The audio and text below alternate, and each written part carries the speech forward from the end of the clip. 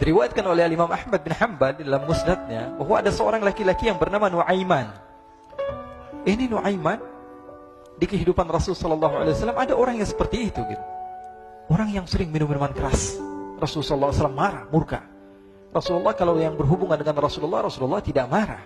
Tapi kalau sudah berhubungan dengan agama, Rasulullah SAW adalah orang yang paling marah, orang yang paling istiqamah dalam kebenaran. Maka Rasulullah panggil Nuaiman, apa yang kau lakukan? Dia katakan, aku minum minuman keras ya Rasulullah. Rasulullah cambuk dia. Kemudian dia bertobat kepada Allah. Kemudian ketahuan lagi minum. Kemudian dicambuk lagi oleh Rasulullah SAW. Sehingga sebagian sahabat memukul dia dengan pukulan yang banyak. Sehingga apa yang berlaku? Sebagian sahabat mengatakan, la'natullahi ala Nuaiman. Semoga Allah melaknat Nuaiman. Dia mempermainkan Rasulullah. Dia bilang sudah mau taubat tapi minum lagi. Dia bilang sudah mau taubat tapi minum lagi. Maka Rasulullah SAW mengatakan, la tal'anuh fa innahu yuhibbullaha wa rasulah. Kata Rasulullah, jangan kamu laknat Nuaiman, karena dia itu cinta sama Allah, cinta sama Rasulnya. Dalam riwayat dia dicintai Allah dan dicintai oleh Rasulnya Muhammad sallallahu alaihi wasallam. Ibn Majah menceritakan bahwa Nuaiman ini pernah suatu waktu diajak oleh Sayyidina Abu Bakar pergi ke negeri Syam. Negeri Syam itu di mana? Seperti yang diceritakan tadi, antara daerah Suriah, Lebanon, Yordania, kemudian Palestina. Daerah seperti itu. Umumnya orang Quraisy pada masa itu, mereka memiliki rihlah berdagang, membeli dagangan ke Syam, kemudian dijual lagi di kota Makkah. Ketika itu Rasulullah SAW didatangi Abu Bakar. Sayyidina Abu Bakar mengatakan kepada Rasulullah, ya Rasulullah, saya mau izin ya Rasulullah. Mau apa? Saya mau ajak dua sahabat kamu ini ikut berdagang ya Rasulullah. Siapa kata Rasul? Nuaiman. Kata Rasulullah, Nuaiman kamu mau ajak, mau ngapain? Biar seru-seruan aja ya Rasulullah. Kata Rasulullah, ya sudah, saya izinkan kamu bawa Nuaiman. Ketika itu Sayyidina Abu Bakar membawa Nuaiman sama satu sahabat namanya Suwaibid ibn Harmalah. Siapa namanya? Suwaibid ibn Harmalah. Ini sahabat Rasulullah SAW yang memiliki sifat yang berbeda-beda. Kalau Nuaiman ini aneh. Pernah Rasulullah SAW dibawain makanan banyak, dikasih Rasulullah, dikasih sahabat semua. Semuanya sudah makan, tiba-tiba si Nuaiman ini, sahabat Nabi Nuaiman mengatakan kepada Rasulullah, ya Rasulullah, ini yang penjualnya, tolong kau yang bayar ya Rasulullah. Makanan udah habis. Makanan udah habis, Rasulullah SAW bingung, saya yang bayar. Akhirnya Rasulullah katakan kepada sahabat, ayo keluarkan uang, kita patungan, kita bayar. Rasulullah aja dimainin, apalagi kita orang. Sallu ala Nabi Muhammad. Nuaiman diajak Sayyidina Abu Bakar. Kata Rasulullah SAW, benar kamu mau ajak Nuaiman? Iya ya Rasulullah. Diajaklah. Diceritakan dalam riwayat Ibn Majah, diceritakan juga dalam Siyar A'lam An-Nubala, diceritakan juga dalam Musnadnya Imam Ahmad bin Hanbal, dalam riwayat Imam Ahmad bin Hanbal. Maka diceritakan Nuaiman diajak oleh Sayyidina Abu Bakar. Sesampainya di negeri Syam, semua dibagi tugas. Fulan bin Fulan kerjaannya ini, Fulan bin Fulan kerjaannya ini, semua memiliki kerjaan. Nuaiman tanya, wahai Abu Bakar, kerjaannya saya apa wahai Abu Bakar? Kata Sayyidina Abu Bakar, kamu mau ngapain terserah kamu wahai Nuaiman. Yang penting kamu ikut saya kan. Kemudian satu di antara mereka namanya Suwaibid ibn Harmalah. Ditanya oleh Sayyidina Abu Bakar, wahai Suwaibid, kamu mau kerjaan apa? Kata Suwaibid, terserah kamu wahai Abu Bakar. Kata Sayyidina Abu Bakar, kamu menjaga makanan, karena saya tahu kamu ini adalah orang yang senantiasa menjaga amanah. Suwaibid ini kalau disuruh maju dia maju, disuruh mundur dia mundur, disuruh ke kanan dia ke kanan, disuruh ke kiri dia ke kiri. Orang yang ikut aja. Kalau Nuaiman beda, disuruh maju dia ke belakang, kasih sen kanan ke kiri belok. Nuaiman itu orang yang berbeda. Maka Suwaibid mendapatkan tugas, semua mendapatkan tugas kecuali Nuaiman. Sehingga ikhwani, apa yang berlaku, apa yang terjadi? Sayyidina Abu Bakar pergi sibuk dengan kesibukannya, sehingga datanglah waktu siang. Nuaiman sudah lapar. Nuaiman cari makanan. Dia nggak punya uang, diajak Sayyidina Abu Bakar tapi tidak diberikan uang. Sehingga dia cari-cari makanan. Dia tahu Suwaibid yang jaga makanan. Dikatakan, wahai Suwaibid, saya mau makan, berikan kepada saya satu roti saja. Yang terpenting apa? Saya makan sekarang, saya sudah lapar. Kata Suwaibid, ya Allah Nuaiman, kita tunggu Abu Bakar saja sehingga dia datang, karena ini amanat. Amanat dari Abu Bakar, saya tidak boleh berikan kepada siapapun kecuali atas izin Abu Bakar. Kata Nuaiman, kasih saya makanan, kalau tidak saya bikin masalah sama kamu. Merah wajahnya Suwaibid, karena dia tahu, jangankan saya, Rasulullah aja dimainin. Bingung, apa yang harus saya lakukan? Akhirnya Nuaiman bilang, gampangannya aja, kata Nuaiman, kamu kasih saya makanan, atau kalau tidak saya bikin masalah sama kamu. Bingung Suhaib pikir panjang. Setelah itu dia katakan, ya sudah Nuaiman, saya tetap mau jaga amanah Abu Bakar, karena saya takut ini adalah perintahnya Allah, perintahnya Rasulullah SAW, dan perintah daripada Abu Bakar, sahabatnya Nabi. Kata Nuaiman, kalau memang begitu kamu maunya, ya sudah, berarti kamu ngajakin berantem sama saya. Nuaiman pergi ke pasar. Dia cari-cari tempat penjualan hamba sahaya. Dia lihat-lihat beberapa hamba sahaya. Ini berapa harganya? Ini katanya 10 qalanis. Ini berapa? Ini harganya hitungan orang zaman dahulu. Kita sih hitung seperti dirham, berapa ratus dirham gitu. 200 dirham. Yang ini berapa? 300 dirham.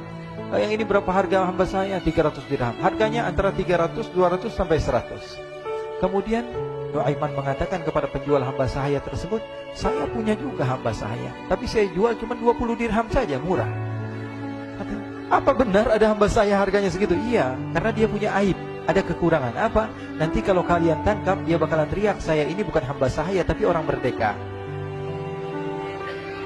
Akhirnya semua orang berkumpul mau beli. Ini Nuaiman sama Nuaiman diajak ke Suhaib bin Harmalah tadi. Kata Nuaiman, itu ada orang yang berdiri sedang menjaga makanan, itu hamba sahaya saya, tangkap saja. Oh, baik. Diberikan uang 20 dirham, dimasukkan oleh Nuaiman ke kantongnya, kemudian Suhaib ditangkap. Ketika ditangkap, Suhaib teriak, saya bukan hamba saya orang merdeka. Maka orang-orang tersebut mengatakan, saya sudah tahu kekurangan kamu. Ini memang kekurangan kamu, memang kamu, tapi saya tidak perlu dengan bacot kamu, yang penting kerjanya kamu gitu. Ya kan hamba saya untuk apa? Untuk kerja. Mau dia ngomong apa, mau ngomel, terserah, yang penting dia mau kerja. Akhirnya ditangkaplah Suhaib dan dijual di pasar. Nuaiman punya uang banyak ini. Dia beli makanan, dia beli minuman, dia beli hadiah buat Rasulullah. Dia beli macam-macam di negeri Syam ini. Waktu itu adalah superpower, adidaya Romawi. Pada masa itu semua barang mahal, tapi Nuaiman banyak uangnya. Dia belanja ini, belanja itu, sehingga Sayyidina Abu Bakar pun pulang. Ketika Sayyidina Abu Bakar pulang, Sayyidina Abu Bakar cari, mana ini Suhaib?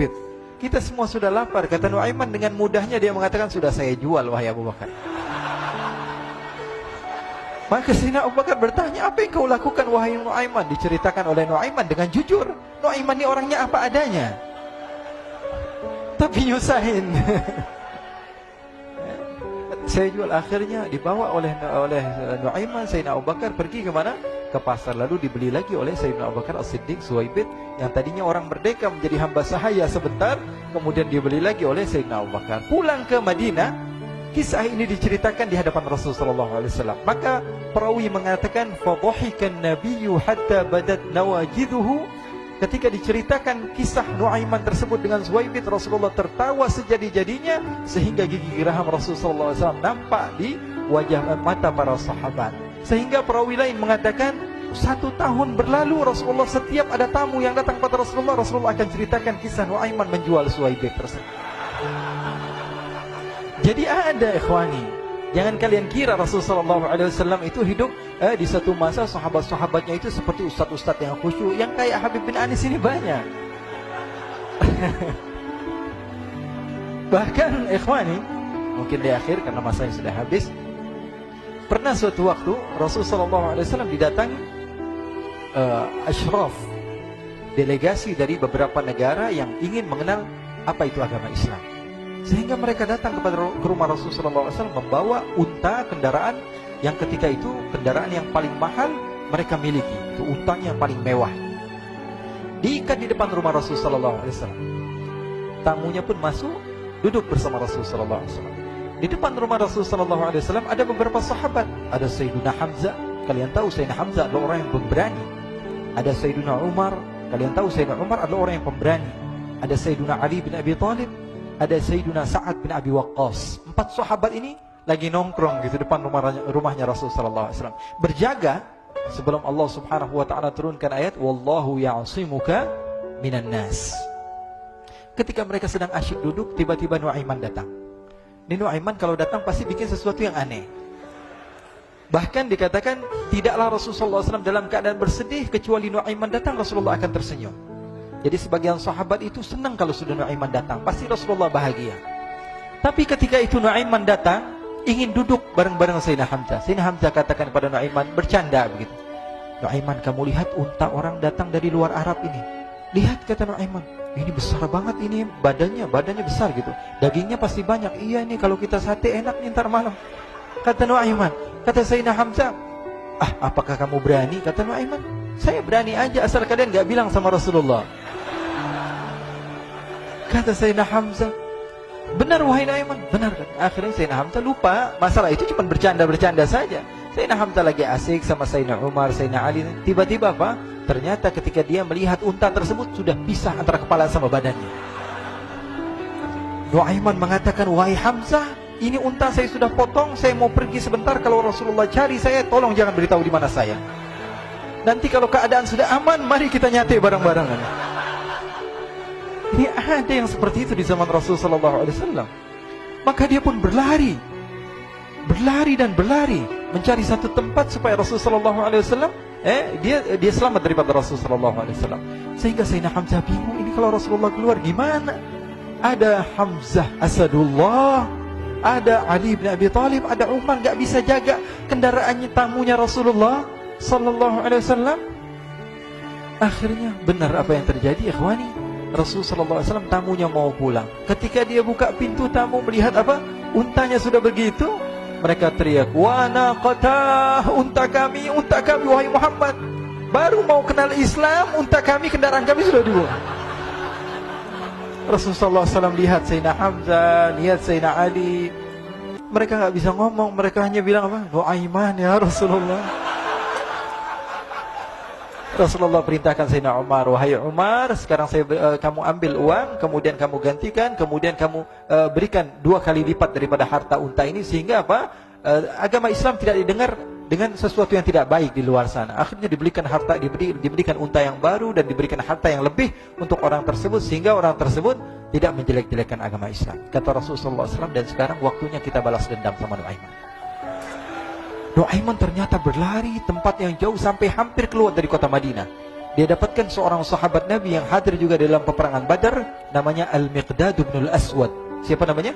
Al-Miqdad bin Al-Aswad ketika itu sedang menggali sumur. Ketika sedang menggali sumur, Nuaiman datang. Nuaiman katakan kepada Miqdad, wahai Miqdad, wahai sahabat Rasul, kamu orang yang hadir dalam peperangan Badar, kamu adalah orang yang hebat. Dipuji-puji sama Nuaiman. Ada maunya ini.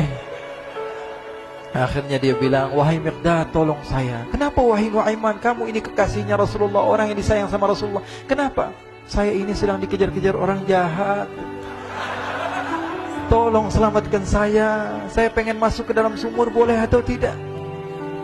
Kata Miqdad, siapa yang mengejar kamu? Pokoknya saya dikejar sama orang-orang. Kamu mau atau tidak selamatkan saya?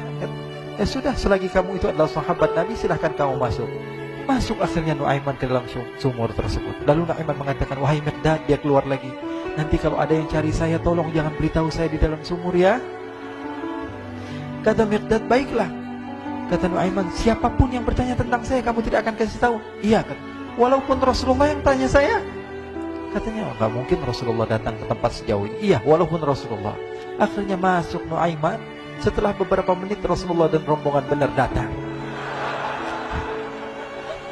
Miqdad bingung ini. Ini kenapa Rasulullah datang ke RW kami ini? Ada apa yang Rasulullah sampai sejauh ini? Ditanya, ya Rasulullah, ada apa ya Rasulullah? Kata Rasulullah, saya cari Nuaiman. Di mana Nuaiman? Inna lillah, kata Miqdad. Nggak dijawab ini Rasulullah. Kalau dijawab saya ingkar janji. Akhirnya apa dia katakan? Wahai Rasulullah, mata saya tidak memandang kepada Nuaiman, tapi tangannya nunjuk ke dalam sumur. Sahabat. Apa dia bilang? Mata saya tidak melihat kepada Nuaiman, tapi tangannya nunjuk ke sumur. Akhirnya dibuka sama Rasulullah, Nuaiman muncul. Kata Rasulullah, Nuaiman, kamu bikin malu saya, wahai Nuaiman. Ya Rasulullah, yang bersalah bukan saya, tapi orang yang mencari saya bersama kamu, ya Rasulullah. Akhirnya Rasulullah nengok siapa, ternyata Nuaiman sudah lari kabur. Sallu ala Nabi Muhammad. Kisah-kisah seperti ini sebenarnya banyak sekali, ya. Ini menunjukkan kepada kita bahwa kehidupan Rasulullah itu begitu indah. Rasulullah SAW, kalau kamu mau menjadi orang yang baik, contoh Rasulullah. Mau menjadi bapak yang baik, contoh Rasulullah. Mau menjadi pemimpin peperangan yang baik, Rasulullah. Mau menjadi murid yang terbaik, contoh Rasulullah. Bagaimana akhlak Rasulullah. Mau menjadi suami yang baik, contoh Rasulullah. Dalam segala hal, apapun itu Rasulullah SAW adalah makhluk yang paling terbaik.